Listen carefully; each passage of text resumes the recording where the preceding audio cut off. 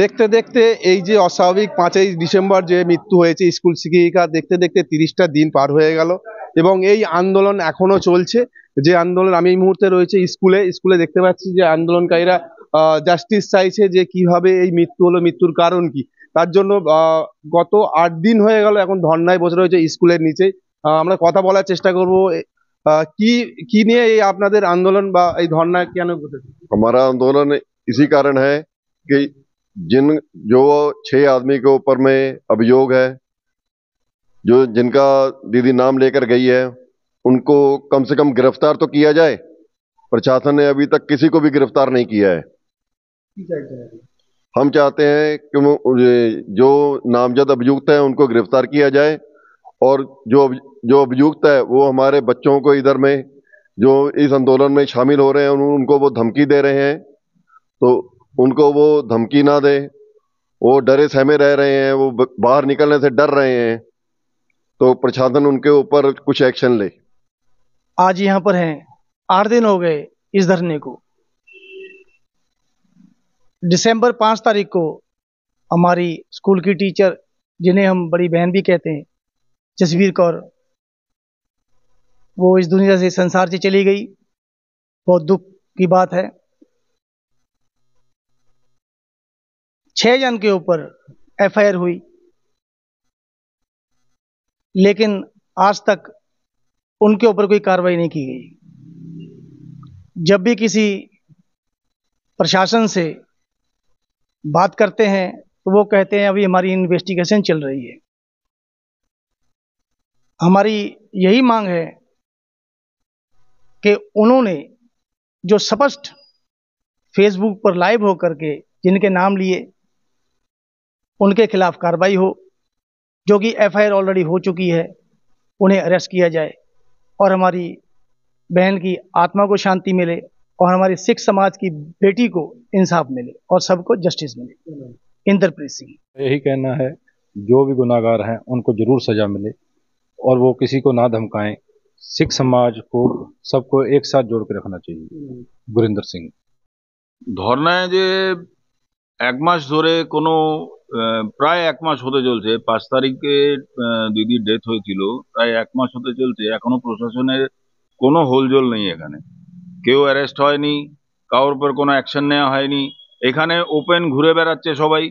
প্রশাসনকে বারবার বলি যে ওরা যে এখানে ওপেন ঘুরে বেড়াচ্ছে, আমাদের ধমক দিচ্ছে। আবার এটাও বলছে যে এখানে বাচ্চারা যারা প্রোটেস্ট করেছিল তাদের ওপরে গিয়ে ওদেরকে ধমক দিচ্ছে যে তোমরা প্রোটেস্ট করতে এসছো, ওদের মা বাবাকে সবাইকে ধমক দিচ্ছে।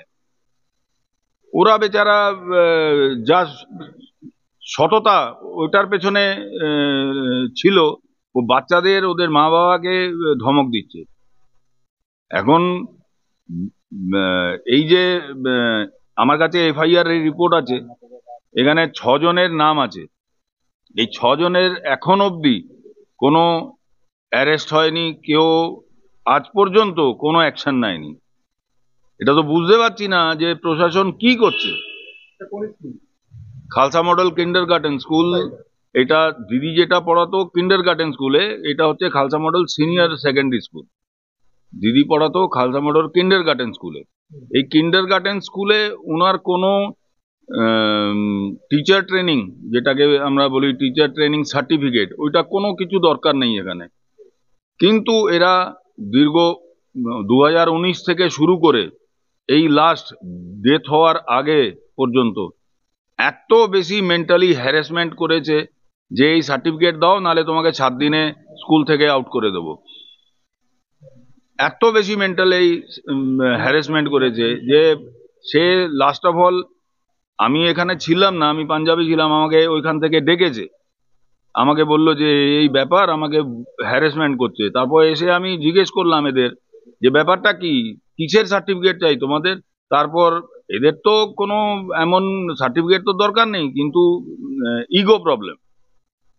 আমাকে আবার বলছে যে দিদি নাকি স্টাফের সাথে দুর্ব্যবহার করে, এই করে ওই করে। আমি তাহলে তো তোমাদের নিজের পার্সোনাল প্রবলেম, এটা সার্টিফিকেট দরকার নেই, পার্সোনাল প্রবলেম। তারপর আর কোনো উত্তর নেই। আমরা 3-4 জন গেছিলাম, গিয়ে কথাও বলেছি। কিন্তু ওদের কাছে কোনো উত্তর নেই। তারপর বলছে ঠিক আছে ও চাকরি করুক, কোনো ব্যাপার না।